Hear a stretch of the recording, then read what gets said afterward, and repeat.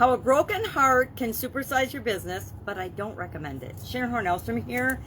And our idiom, our expression, our spiritual well-being or our spiritual related idiom for this month for Supersize Your Business is broken heart. Now, this is one of those biblical references of the pain of a broken heart, and it dates back to 1050 BC. It comes from a Sumerian proverb, and it's been around for a really long time. It means to be overwhelmed or super sad about something, or overwhelmed by grief, or some kind of a setback that happens in our life and in our businesses. And all of us know that growing a business results in setbacks. I personally experienced literally something called broken heart syndrome in 2010, and I had a sudden cardiac arrest, which is also known as broken heart syndrome. And in one of my businesses, in front of the bathroom in one of my businesses, down I went and had a literal death experience. Was in a coma for a week, frozen, and all those things. And following that event, I needed to reevaluate my life, what I was doing in different areas and aspects of my life, but in particular, the businesses and the way I was living my life and making a living to live that life. So broken heart syndrome, or a broken heart, can result from too much stress. So my biggest warning today, and I don't recommend it, is stress can and will kill you if you don't pay attention to it.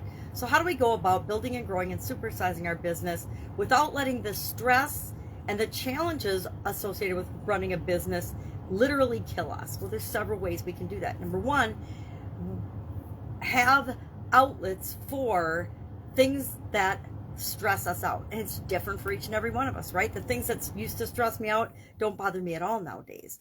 And the things that I never thought stressed me out, I will notice are bothering me.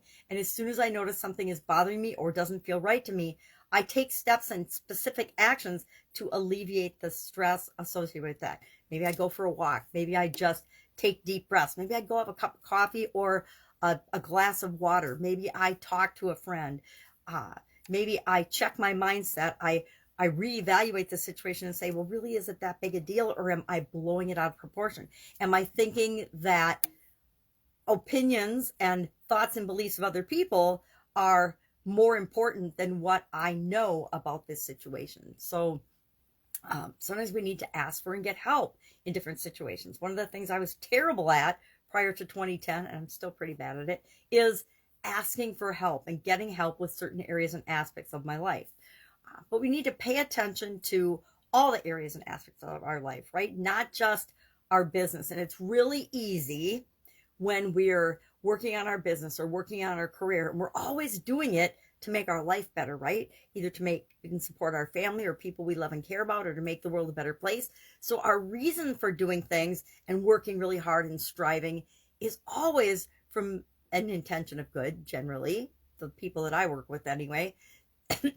But we also need to remember that there's other areas and aspects of our life besides working. Sure, there's spurts of time when we need to devote excess energy and excess time to our business, but it can't be sustained for, decades. And I actually tried to do it for decades and realized that that was a bit too much, because I was ignoring and letting important areas and aspects of my life go by the wayside. My physical well-being, my mental well-being, my spiritual well-being, my emotional well-being, my relationships, all were suffering because of the stress that I let businesses, and maybe that's part of the problem, is we were running multiple businesses, but all high stress, and I was taking on all the high stress components of each and every one of those businesses at the time.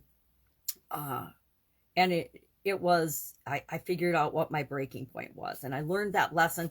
But it's a really, really hard way to learn that lesson, right? I don't think that we need to go to the breaking point before we can learn from other people that there are things that we need to do to take care of ourselves. So remember that we are physical, mental, emotional, spiritual, financial, relationships, and contribution. Usually our business is our contribution. But if our contribution and our finances and our business is taking up all of our energy and all of our time, other areas of our life will suffer. So love to know if you've heard this expression, broken heart.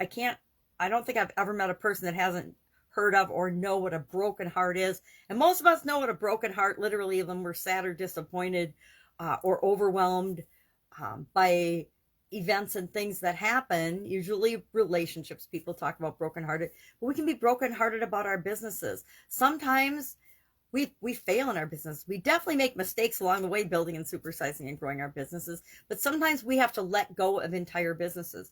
I have let go of entire businesses before, and it breaks your heart, but letting go of things that aren't right for us right now is what leads us to the things that are perfect for us and what we are perfect for. And that's when we supersize and flourish and grow in our businesses. So curious, what's your experience with broken heart with respect to business? Let's keep it with respect to businesses and business. Usually failures are something that breaks our heart in business. But share something like that in the comments below, or if you've at least heard it or experienced it. Uh, I've come to understand that it's more fun to work with people that have actually had challenges and failures in their business than it is people that are new to business and they've just, been going on the upward spiral and they haven't had any big challenges or failures yet, because they're coming. They come for all of us, and it's how we handle those that determine who we are and what we're made of, and if we will supersize and grow our business or not. All right, have an awesome day, and I'll, of course, be with you tomorrow with another spiritual or spirit-related idiom for the month of April. Have an awesome Monday.